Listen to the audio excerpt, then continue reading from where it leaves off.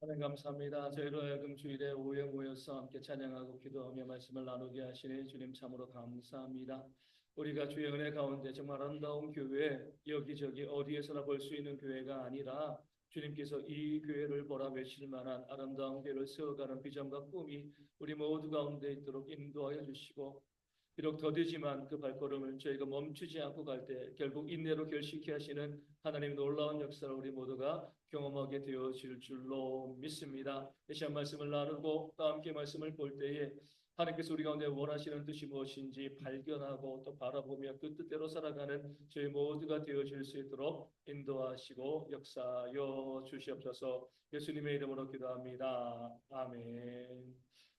우리가 원래는 이 찬양하고 기도해야 되는데 충분히 했기 때문에 저희가 찬양 넘어가고요. 기도 제목만 좀 보여주세요. 기도 제목.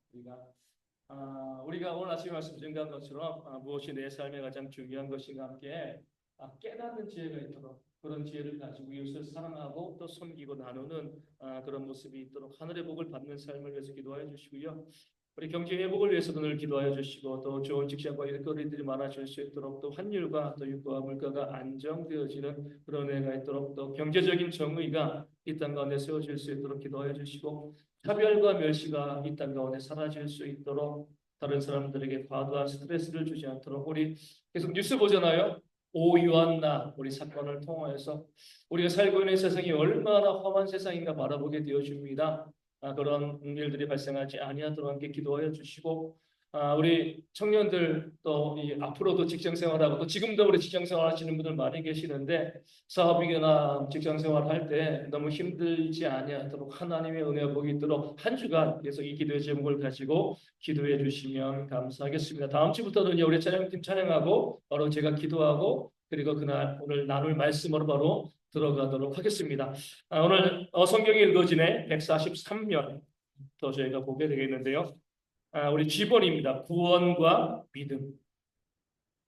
그 다음에 구원과 믿음. 한 장 더. 처음에 제대로 갔습니다. 구원과 믿음. 방주는 믿음의 결과이다. 이렇게 보게 되어지는 거죠. 창세기 1장에서는요, 하나님께서 믿음을 보여주신 거죠. 어떤 믿음이요? 우리 누굴 믿어요? 하나님 자체를 믿는 겁니다. 하나님이 전능하시다. 그 하나님의 전능하심을 믿으면 창조도 믿어지고요. 하나님의 기적과 역사도 우리가 당연히 믿어질 수가 있는 겁니다. 하나님을 믿는 거예요. 그렇죠? 그 믿음이요. 창세기부터 요한계시록까지 쭉 이어지면서 또 창세기 6장 노아의 기사에도 믿음에 대한 부분들이 나옵니다. 방주를 짓는다는 게 뭐예요? 믿음이죠. 그렇죠? 그 당시 과학으로는요, 홍수가 난다, 심판, 말도 안 되는 소리였습니다. 노아의 시대에는요, 홍수가 없었어요. 비가 없었습니다. 땅에서 이슬이 올라와서 그 지면을 적신 거죠. 그런 상황 가운데 물이 지금도 마찬가지지만 비가 내려서 물이 쏟아져가지고 이 땅이 심판을 받는다. 지금도 이해가 가지 않고요. 그 당시 사람들도 말도 안 되는 소리였습니다.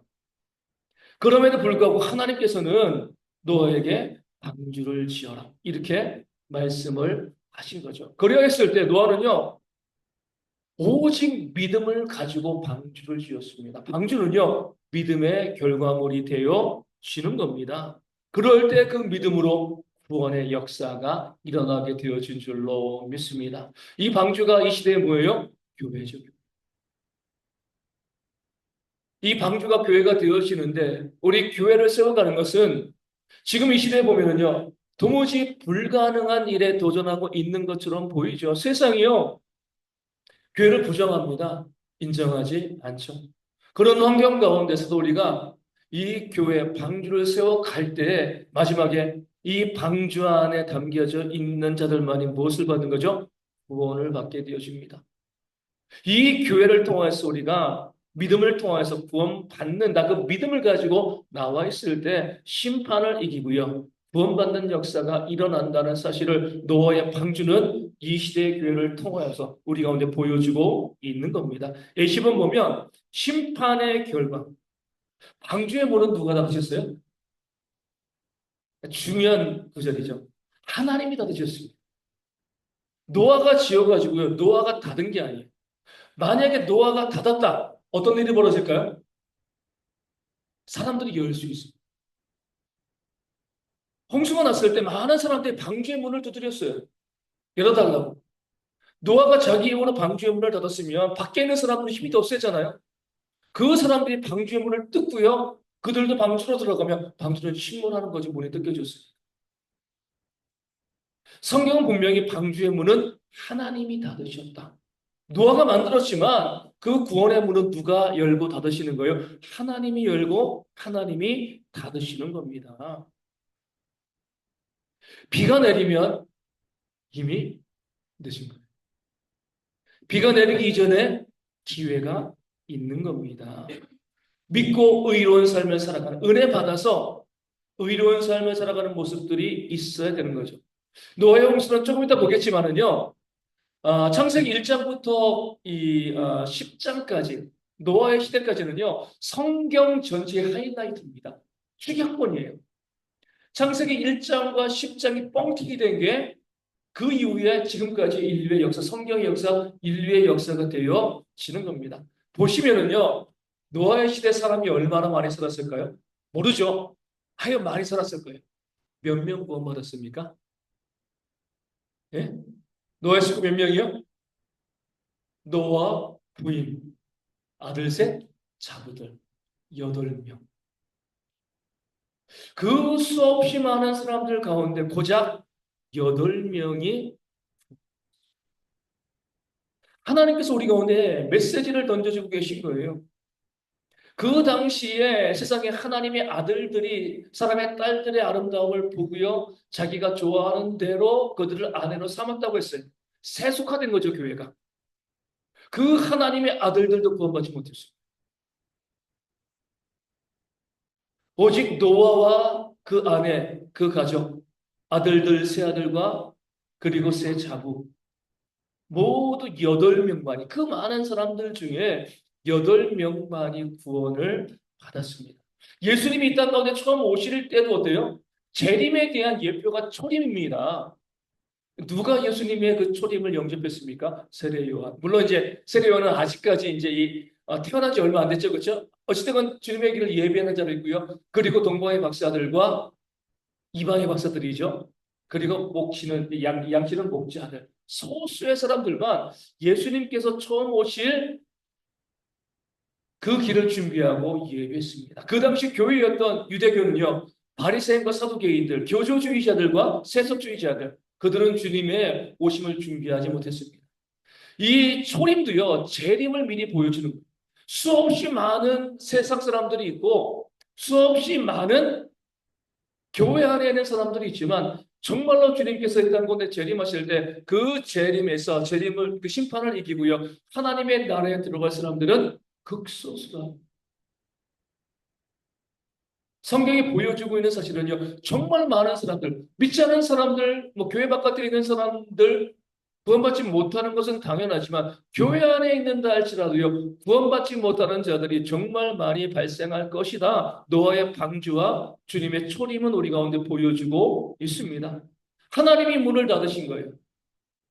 비가 내리기 시작하면 이미 그친 거죠. 많은 분들이 이렇게 이야기합니다. 아이 정말 심판이 있어? 죽으면 천국이 있어? 지옥이 있어? 네가 가봤어? 이렇게 이야기하잖아요. 뭐라고 이야기했어요? 뭐라고 답을 해야 돼요? 우리 안 가봤잖아요. 그렇죠? 천국과 지옥 가보셨습니까? 안 가봤잖아요. 사람들이 믿지 않는 사람들이 야 그런 게 어딨어. 죽으면 끝이지. 천국이 어디고 지옥이 어디 있어. 이렇게 이야기해요.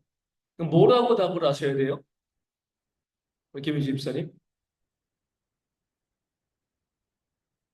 예? 저는 딱 한마디만 합니다. 그때 봅시다. 그러잖아요. 그렇죠? 저 안 가봤습니다. 그때 가서 봅시다. 비가 내리고 난 다음에는 기회가 없어요. 비가 내리기 전까지 방주의 문이 닫히기 전까지는 기회가 있지만 노아가요 철저히 믿지 않은 사람들 배제하면서 우리만 구원 이거 아닙니다. 방주를 짓는 것 자체가 복음을 증거한 거죠. 심판을 사람들에게 선포한 거예요. 아무도 안 들었습니다. 만약에 그들이 들었으면은요, 노아의 가족 8명 이외에 더 많은 사람들이 방주에 들어갔을 거예요. 아무도 안 들었어요. 비가 내리고 하나님이 방주의 문을 하나님이 닫으셨으니까 사람이 열지 못하는 것이죠. 심판이 어디 있어? 천국과 지옥이 어디 있어? 그때 한번 봅시다. 그 이상 대답해 줄 게 없어요. 무엇이라고 이야기하겠습니까? 설명한다고 듣겠어요? 안 들어요. 그때 한번 봅시다. 가서 봅시다. 이거 이외에 저희가 다 대답을 해줄 것들이 없게 되어지는 겁니다. 우리 아이번 보면 예표로서의 창세기 1장에서 10장까지 다시 말씀드리지만 창세기 1장부터 10장까지 창조부터 노아의 시대까지는요. 성경 전체 인류 온 역사에 대한 예표 미리 보여주는 겁니다. 하나님이 창조하셨고 사람들이 타락했습니다. 그리고 마지막에 노아의 심판, 이 구원의 역사가 있는 건 심판과 구원의 역사가 있는 건데 그건 아직까지 임하지 않았고요. 지금 노아의 시대 창세기 11장부터 요한계시록까지 또 지금 이 모든 시기는 뭐죠? 세상은 범죄하고 있고요. 우리는 방주를 만들고 있다. 이게 인류의 역사입니다. 세상은 범죄하고 있는데 하나님의 아들들이 그 범죄에 동참했고 하지만 신실한 자들은 뭐하고 있는 거예요? 하나님의 약속의 말씀을 믿고 방주를 만들고 있는 것. 이것이 바로 성경 전체의 역사이고요. 성경에서 그 말씀을 통해서 사람들이 어떠하게 타락했는가, 어떤 죄를 지었는가, 어떤 자들이 방주를 지을 수 있는 자인가, 구원받을 수 있는 자인가를 끊임없이 이야기하는 것이 바로 성경 전체의 말씀들, 지금의 하나님의 역사인 거죠. 그러니까 창세기 1장부터 10장을 보면은요, 성경 전체를 볼 수 있게 되어지는 겁니다. 그래서 죄의 반복에 창세기 11장, 뭐가 나오죠? 바벨탑이 나오죠. 그러니까 창세기 10장까지 다 보여주시고 이제 이 땅에서 사람들이 얼마나 죄를 짓는가 이 사실을 성경이 보여주기 시작하는 겁니다. 사람의 어리석음 A번 뭐예요? 여기 뭐라고 나와 있죠? 사람의 어리석음. 그 다음에 죄악된 사람들의 습관은 역사를 통해서 배우지 못한다는 거죠. 바벨탑은 높이 쌓아가지고요. 하늘 높은 곳까지 이르겠다. 어떤 두려움이 트라우마가 있는 거죠? 홍수 트라우마가 있는 홍수 때 다 죽었어. 이제는 하나님은 분명히 다시는 물로 심판하지 않겠다 약속했는데 말씀을 못 믿는 겁니다. 높은 곳까지 하늘까지 우리가 탑을 쌓아서 홍수가 나도 이제 우리가 하나님을 이겨먹지 않은 그렇게 높은 곳에 탑을 쌓으면 홍수가 나도 우리가 살아남을 수 있겠지. 어떤 죄의 반복이죠? 아담의 범죄죠. 선악을 알게 하는 나무의 실과를 먹으면 하나님과 같이 되어줄 수 있다. 하나님과 경쟁하는 것. 아담과 하와가 그 하나님께 도전하고요. 오늘 아침에 말씀드린 것처럼 일종의 쿠데타죠. 그렇죠? 지음받은 피조물이 창조주 하나님께 쿠데타를 일으킨 겁니다. 완전히 진압당했습니다. 철저하게 죄의 결과로 심판받고의 죽음과 비참함이 이 땅 가운데 오게 되었어요. 그러면은요, 배우고 깨달아야죠. 하나님께 도전하면 우리는 죽는 거야. 이길 수가 없어. 아담과 하와의 그 역사를 통화해서 그 사실을 기억해야 하는데 똑같이 반복하는. 바벨탑은요. 창세기 3장의 뭐와 같아요? 선악을 알게 하는 나무의 열매를 따먹는 것에 반복이 되어지는 겁니다. 계속 죄가 반복되어지고 있다는 거예요. 역사를 통화해서 말씀을 통화해서 이러면 안 돼. 배워야 되는데 배우지 못하는 거예요. 그러니까 계속 어때요?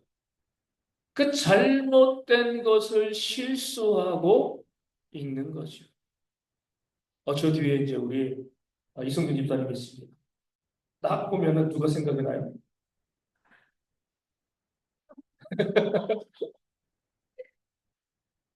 이, 우리 친구들 농구 좋아하니까 아마 알 거예요. 샤킬 오닐이 좀 생각납니다. 좀 비슷하게 생긴 어때 그렇죠? 예, 미국의 아주 유명한 그 농구 선수 키 2m 몇십이죠? 아주 유명한 농구 선수. 샤킬 오닐이요. 이 계약금이 그때도 3천만 달러였대요. 100만 달러가 이제 지금 15억 정도 되니까 150억 한 450억 정도 그죠. 그리고 그 샤킬 오닐이요 하루에 월마트 가가지고 월마트 좋아한대요. 하루에 얼마를 썼을까요? 하루에 100만 달러를 썼대요. 15억. 마트에서 마트에서 뭐 부동산 근데 거긴 차도 파나 봐요. 자기 차도 사고 아버지 자기 차 사니까 아버지가 내 차는 아버지 차 사드리고 엄마가 내 차는 엄마 차 사드리고 고등학교 졸업하고 돈을 그렇게 많이 벌었으니까 엄청난 100만 달러 그냥 돈처럼 보이지 않는 거예요. 그런데 은행에서 전화가 왔대. 전화가 와가지고 지금 당신 잔고가 몇천 달러밖에 없다. 물론 이제 앞으로 계속 벌어들이니까 솔직히 말하면 그 잔고가 지금 얼마 있는지 중요한 건 아니에요. 그러면서 은행 직원이 이야기했대요. 당신이 돈을 관리를 해야 된다. 샤킬 오닐이 그것을 받아들입니다. 샤킬 오닐의 학벌이 어떻게 되는지 아세요? 농구 선수 끝나고요. 박사학위를 받았어요. 공부를 해가지고. 자기 아들에게 이렇게 얘기해요. 야, 우리가 부자가 아니야. 내가 부자야. 경제에 대한 확실한 개념을 가지고요. 공부하면서 그러니까 자기가 내가 지금 이렇게 돈을 벌까 이 아주 유명한 이 운동선수의 60%는요. 은퇴한 이후에 돈이 없다는 것을 은행 직원이 알려줬다. 당신도 그렇게 갈 수 있습니다. 주의하십시오. 정신 차리고요. 그 돈 가지고 투자하고 회사 차리고 또 그렇게 하면서 지금 이 수천억의 그런 재산을 가지고 있는 사람이 되어진 거죠. 뭐냐면요. 경고를 듣고 깨달아야 거예요. 내가 지금 돈이 이렇게 많지만 여기에 대해서 내가 그냥 흥청망청 쓰게 되어지면 나도 나중에 돈이 없을 수밖에 없다. 다른 사람들이 이야기했을 때 그것을 듣고 열심히 또 농구수술 그만두고 난 다음에 대학교 다니면서 대학원 다니면서 공부하고 박사학위를 받으면서 나는 농구 선수 샤킬 오닐로 기억되어지지 않고 박사 샤킬 오닐로 기억됐으면 좋겠다. 이렇게 이야기했어요. 대단한 사람이죠, 그렇죠? 그거 안 해도 돈 많아요. 공부 안 해도 돈 문제 없습니다. 하지만 다른 사람들의 삶을 보면서 배운 거예요. 이렇게 살면 안 돼. 이렇게 흥청망청 돈이 들어왔다고 해서 막 쓰면 안 돼. 배우고 자기에게 적용시켰기 때문에 많은 사람들에게 영향력 있는 그런 사람이 됩니다. 이게 샤키로니의 투자 원칙입니다. 어떤 곳에 투자하는가? 배운 사람이잖아요. 그렇죠? 돈 버는 곳에 투자하지 않는데요. 사람을 변화시키는 일에 투자한다. 투자 원칙도 너무 멋있어요. 어떤 사업이건 사람을 변화시키는 일에 사용되어지는 그런 사업이라면 나는 투자를 한다. 그냥 넣어서 돈 버는 거기 투자하는 것이 아니라 이것이 이 회사가 이 일이 사람을 변화시키는 세상을 바꿔나가는 그런 일을 하는 곳이라면 나는 아낌없이 투자한다.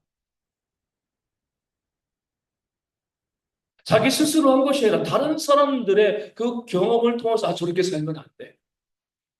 저런 모습이면 안 돼. 배우고요. 거기에서부터 자기의 삶의 길을 개척해 나간 거죠. 저도 이 영상을 보고 깜짝 놀랐어요. 저는 그냥 샤키로는 워낙 유명한 선수니까 그때 돈 받고 그냥 잘 먹고 잘 살고 있겠지 이렇게만 생각을 했는데 그 이후의 삶이 너무나 대단하더라고요. 지혜로운 사람이에요. 반면에 바벨탑을 쌓은 사람들은요. 너무 어리석습니다. 배우지를 못해요. 그렇게 범죄하고 하나님께 대들어서 죽음이 다가오고 치명적인 삶의 문제가 발생했는데 또 똑같은 죄를 범하고 똑같은 죄를 범하게 되어집니다. 한 번은 실수할 수 있어요. 두 번 반복하면 어리석음이에요. 그런데 인류의 문제는요, 그 어리석음이 너무나 깊어가지고 계속 잘못된 것을 알면서도 반복하고 또 반복하고 또 반복하는 거죠. 여기에는요, 소망이 없습니다. 잘못되었다는 것을 알면, 우리는 실수하지 않는 사람들이 아니니까 잘못되었다는 것을 알면 거기에서 돌이키는 그런 지혜가 우리 가운데 있어야 될 줄로 믿습니다. 성경은요, 아주 중요한 말씀을 우리 가운데 알려줘요. 하나님의 말씀을 듣는데 그 말씀을 듣고도 순종하지 않는다. 하나님께서 무엇을 결정하시는 거예요? 심판을 결정하신다. 하나님의 기준은 이겁니다. 하나님의 사랑으로 늘 품으시지만 내가 말을 했는데 그 말을 듣지 않아. 그러면 우리는요, 아, 하나님이 저 사람을 심판하시기로 이미 결정하셨다 이렇게 바라보는 거예요. 말을 듣지 않은 사람이 하나님의 말씀을 듣지 않은 사람이 구원받을 수 있겠습니까? 구원받을 수 없는 거죠. 그런 사람들이 교회 가운데, 이 땅의 교회 가운데 얼마나 많이 있습니까? 말씀을 전해요. 사랑하라고 말씀을 준 거예요. 사랑합니까? 안 해요. 말씀을 듣고도 듣지 않습니다. 우리 새벽기도 시간에 말씀 나누잖아요. 오늘 뭐가 나와요? 씨 뿌리는 자의 비유가 나오잖아요. 길가 막힌 거예요. 말씀을 들었는데도요. 말씀이 박히지 않아요. 바위, 가시떨기 다 말씀의 역사가 없는데 이것을 성경 구원이라고 봅니다. 말씀을 들었는데 그 말씀이 전혀 내게 박히지 아니하고요. 그냥 나는 마위에 하는 거죠. 나는 내 갈 길로 갈 거야. 그런 목회자 입장에서는요. 기도하게 됩니다. 왜요? 하나님의 임박한 심판이 있어요. 성경이 말씀하고 있습니다. 하나님의 말씀을 듣고도 그 말씀에 반응하지 않는다는 것은 하나님이 이미 그를 심판하시고 결정하셨다. 이 증거가 되어진다. 두려운 거예요. 이스라엘 백성들은요, 이거 바벨탑을 쌓은 사람들은 그렇게 하나님의 경고의 말씀을 들었음에도 불구하고 듣지 아니하고 바벨탑을 쌓는 것으로 그들의 어리석음을 보여왔기 때문에 그들도 심판을 받게 되어집니다.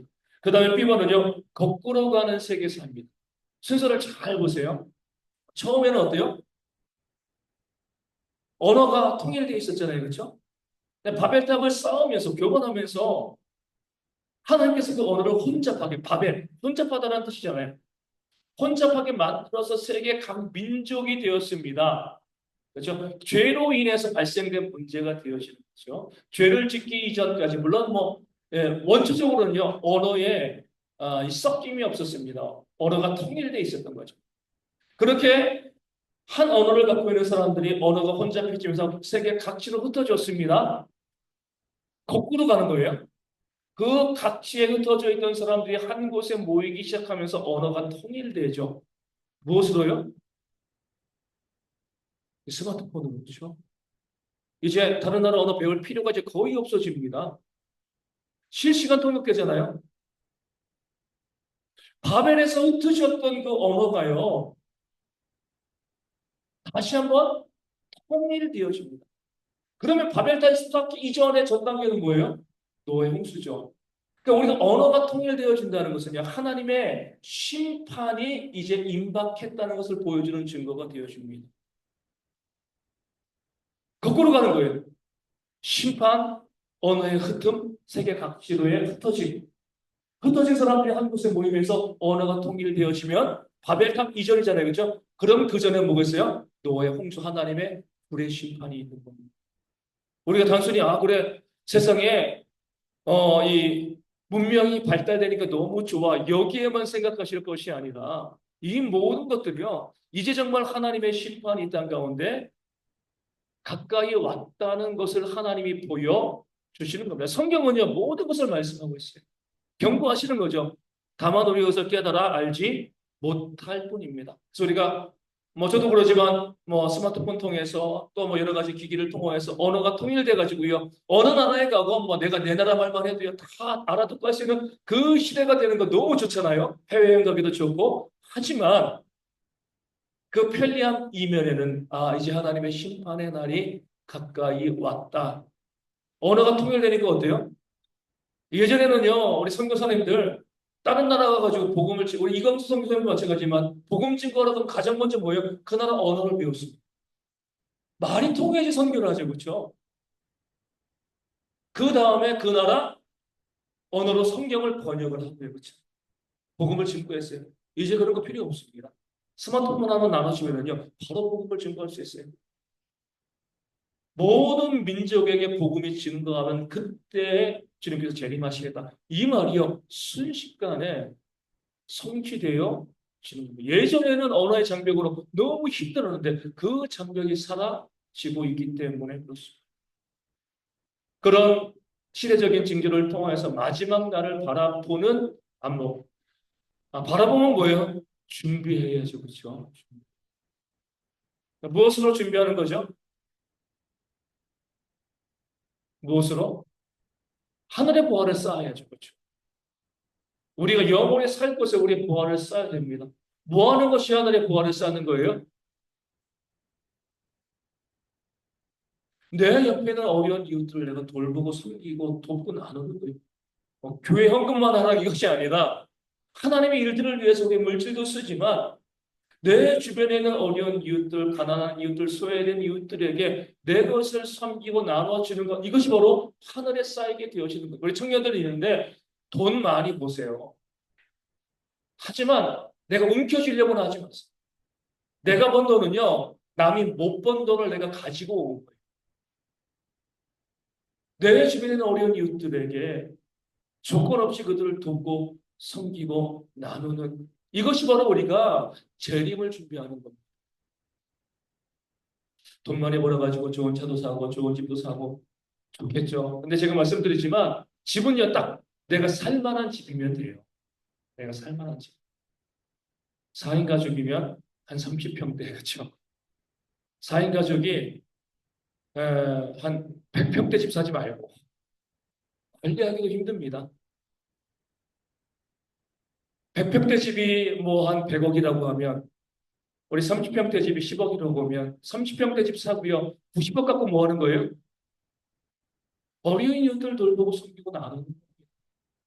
이게 구원받은 자들의 모습이 되어지는 다 내가 쓰고 내가 움켜쥐고 내 인생을 이 땅에만 소망을 두게 되어지면은요 하늘에 우리가 쌓을 것이 없게 되어지는 겁니다. 이 땅 가운데 정말 지금도 힘들고 어렵게 사는 사람들이 얼마나 많이 있습니까?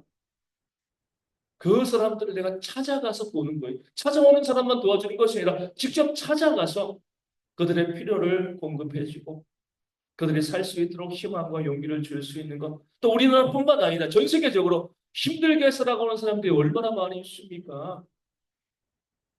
제가 제일 부러운 사람 중에 하나가 바로 빌 게이츠죠. 그렇죠? 돈 벌어서도 부럽지만 어찌되었건 그 번 돈으로 뭐 하고 있어요? 재단을 만들어 가지고요. 어려운 이웃들 뭐 전 세계 어떤 이 전염병 퇴치를 위해서 애쓰잖아요. 하나님 저에게도 물질 주시면 저도 그렇게 하고 싶은데요. 이런 마음 가지고 기도는 합니다. 선한 일에 좋은 일에 그 물질을 쓰고 싶은 마음들 그런 꿈들이 우리 모두 가운데 있어야 할 줄로 믿습니다. 우리 이제 이 창세기 12장에서 20장까지 딱 하나만 보겠습니다. 1번 택하심의 의미. 창세기 12장부터 20장까지인데 갈대아 우르에서 아브라함을 택하여서 가나안 땅으로 이주시켰죠. 뭐와 같아요? 마치 죄악에 물든 세상에서 노아를 택하여 방주를 짓게 하신 것과 같습니다. 그런 면에서 가나안 땅은 하나님께서 아브라함에게 약속으로 주신 거죠. 이 방주가 믿음이라고 그랬잖아요. 심판을 예비하는 것. 마찬가지로 아브라함의 택하심에도 심판과 믿음이 있습니다. 가나안 땅을 방주로 만들라. 이것이 바로 하나님의 약속 명령이고요. 여기에 이 믿음이 발생하게 되어지는 거죠. 그러면서 보면 예수님의 초림 이후에 교회가 방주가 되어서요. 생명 있는 짐승들을 사람들을 불러 모으는 그런 역할을 감당해야 되는 겁니다. 그것이 마무리되어지면 뭐가 온다고요? 이제는 물의 심판이 아니라 불의 심판이 땅 가운데 임하게 되어지는 겁니다. 이렇게 볼 수 있어요. 아브라함부터 예수님 전까지는 방주를 만든 교회를 세워가는 거고요. 그리고 예수님 이후부터 지금까지는요. 불러 모으고 있죠. 이제 하나님의 심판이 임박했으니 우리가 믿음으로 이 심판을 이기자 하늘의 보화를 쌓자. 이것이 바로 성경이 우리 가운데 말씀해 주고 있는 내용이 되어집니다. 우리가 성경을 볼 때요. 창세기부터 마라나타. 예수님이 오시고 난 다음에 이제 재림 이것이 아니라 창세기부터 하나님은 뭐예요? 마라나타. 그러니까 하나님의 처음의 목적과 목표는 에덴 동산이 아닙니다. 처음의 목적 자체가 바로 재림인 거죠. 새하늘과 새 땅이 되어지는 거예요. 사람은 죄 지을 수밖에 없고요. 그 죄 지은 자들이 믿음으로 돌이켜서 구원받아서 새하늘과 새 땅에 들어가는 것이 하나님의 원래의 목표가 되어지는 거죠. 탕자의 비유가 그러잖아요. 그 아들이 아버지 유산을 가지고 가서 허랑방탕하게 쓰고 돌아왔을 때 진짜 아들이 되어지는 겁니다. 우리 인간의 한계는 죄 지어야지 진짜 사람 되는. 죄 짓고 회개해야죠, 그렇죠? 진짜 사람이 되는 겁니다. 가짜 사람, 구원받지 못한 사람은 탕자의 형이죠. 나 죄인 아니라고 동생을 비난하고 정죄했잖아요. 그 탕자의 형은요, 아버지의 사랑을 몰라요. 구원을 몰라요. 죄를 지었기 때문에 탕자는요. 돌이켜 내가 하늘과 아버지께 득죄하였다, 범죄하였다 고백을 하고 아버지께 돌아왔을 때 회개잖아요, 그렇죠? 아버지가 받아주면서 진짜 아버지의 아들이 되었습니다. 그러면은요, 탕자가 돌아오고 난 다음에 탕자와 그 형 보면 누가 아버지의 말씀 가운데 순종했겠습니까? 탕자죠. 은혜는 아니까. 종으로라도 나를 받아주시면 감사한데 아들로 받아주셨으니까 아버지가요, 야, 오늘은 팥을 가지고 매주를 써. 되나요? 팥, 이제 매주는 콩으로 써야죠, 그렇죠? 그래도 탕자는 해봤을 거예요. 내 아버지 명령이니까. 은혜 받았으니까. 하나님께서 원하시는 구원받은 자의 모습이 그겁니다. 우리는 언제 순종해요? 죄악된 일에서 돌이켜서 회개하고요. 하나님의 구원의 은혜를 받은 자만이 뭐 할 수 있어요?